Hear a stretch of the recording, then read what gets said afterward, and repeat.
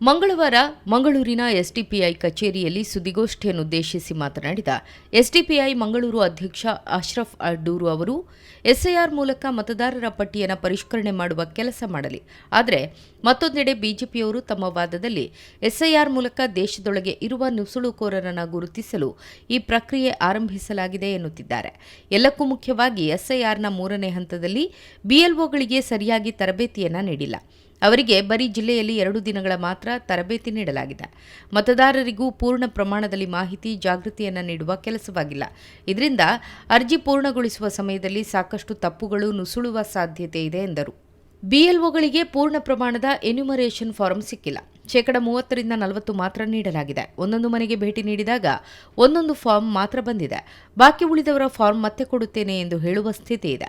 ಇದರ ಜೊತೆಗೆ ತರಾತುರಿಯಲ್ಲಿ ಮತ್ತೆ ಫಾರ್ಮ್ ಸಂಗ್ರಹ ಮಾಡಲು ಬಿಎಲ್ಒಗಳಿಗೆ ಸೂಚನೆ ನೀಡಲಾಗುತ್ತಿದೆ.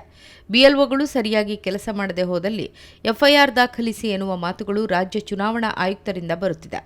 ಇಷ್ಟೆಲ್ಲ ತರಾತುರಿಯಲ್ಲಿ ಎಸ್ಐಆರ್ ಪ್ರಕ್ರಿಯೆ ಮಾಡುವ ಅಗತ್ಯ ಏನಿತ್ತು?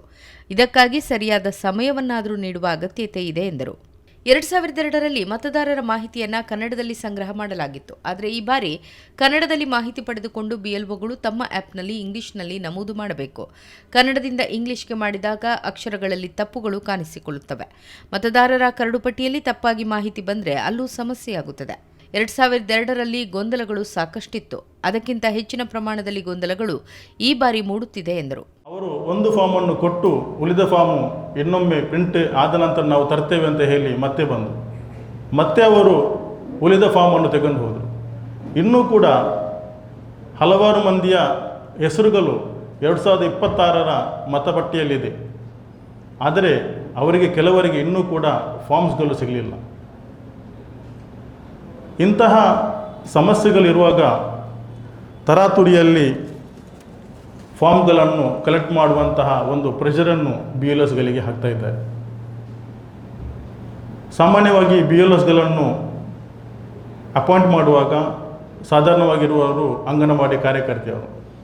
ಅಂಗನವಾಡಿ ಕಾರ್ಯಕರ್ತೆ ಅಂತ ಹೇಳಿದರೆ ಅವರು ಸರ್ಕಾರದ ನೇರ ನೇಮಕಾತಿಯಲ್ಲಿ ಬಂದವರಲ್ಲ. ಅವರು ಕಾರ್ಯಕರ್ತೆಯವರು, ಅಂದರೆ ಅವರು ಒಂದು ವಾಲಂಟರಿ ಜಾಬ್ ಮಾಡುವಂತಹ ಒಬ್ಬರು ಲೇಡಿ ಆಗಿರ್ತಾರೆ. ಇವರಿಗೆ ಇಷ್ಟೊಂದು ಬರ್ಡನನ್ನು ಹಾಕಿಕೊಂಡು ಈ ಒಂದು ಪ್ರಕ್ರಿಯೆಯನ್ನು ಇಷ್ಟೊಂದು ತರಾತುರಿಯಲ್ಲಿ ಮಾಡುವಂಥ ಅವಶ್ಯಕತೆ ಏನಿತ್ತು ಚುನಾವಣಾ ಆಯೋಗಕ್ಕೆ? ಇಲ್ಲಿ ಹತ್ತಿರದಲ್ಲಿರುವಂತಹ ಮೂರ್ಶೆಡ್ಯ ಗ್ರಾಮದಲ್ಲಿ ಒಂದು ಸರ್ಕಾರಿ ಶಾಲೆ ಇದೆ. ಅಲ್ಲಿ 6 ಶಿಕ್ಷಕರ ಪೈಕಿ 5 ಶಿಕ್ಷಕರು ಬಿಎಲ್ಒ. ಅಲ್ಲಿ ಸ್ಟೂಡೆಂಟ್ಗಳ ಪರಿಸ್ಥಿತಿಯನ್ನು, ಅವರ ವಿದ್ಯಾಭ್ಯಾಸವನ್ನು ಅಥವಾ ಅವರ ಶಾಲೆಯ ಪೋರ್ಷನ್ಸ್ಗಳನ್ನು ಮುಗಿಸುವಂಥದ್ದು ಯಾವಾಗ? ಈ ಒಂದು ತಿಂಗಳು ಅವರು ಹಾಕುವಂತಹ ಆ ವಿದ್ಯಾರ್ಥಿಗಳಿಗೆ ಸಿಗದೇ ಇರುವಂತಹ ಕ್ಲಾಸ್ಗಳನ್ನು ಅದನ್ನು ಭರ್ತಿ ಮಾಡೋದು ಯಾವ ರೀತಿ? ಅಥವಾ ಅದನ್ನು ಅವರು ಆ ಪೋರ್ಷನನ್ನು ಕಂಪ್ಲೀಟ್ ಮಾಡುವಂಥದ್ದು ಯಾವ ರೀತಿ? ಇನ್ನು ನೀವು ಮಂಗಳೂರು ಸಿಟಿಯಲ್ಲಿ ನೋಡೋದಾದರೆ ಬಹುತೇಕ ಬಿಎಲ್ಎಸ್ಗಳು ಶಿಕ್ಷಕರು. ಅವರು 4 ಗಂಟೆಯವರೆಗೆ ಶಾಲೆಯಲ್ಲಿ ಮಕ್ಕಳಿಗೆ ಪಾಠ ಮಾಡಿದ ನಂತರ ಅವರು ಅವರ ವಾರ್ಡ್ಗಳಿಗೆ ತೆರಳಿ ಅವರು ಎನ್ಯುಮರೇಷನ್ ಫಾರ್ಮ್ ಅನ್ನು ಅವರು ಡಿಸ್ಟ್ರಿಬ್ಯೂಟ್ ಮಾಡ್ತಾ ಇದ್ದಾರೆ. ಉಪಾಧ್ಯಕ್ಷ ಅಬ್ದುಲ್ ಅಜೀಜ್ ಸುರತ್ಕಲ್, ಸಮಿತಿ ಸದಸ್ಯ ಅಕ್ಬರ್ ಕುದ್ರೋಳಿ ಸುದ್ದಿಗೋಷ್ಠಿಯಲ್ಲಿದ್ದರು.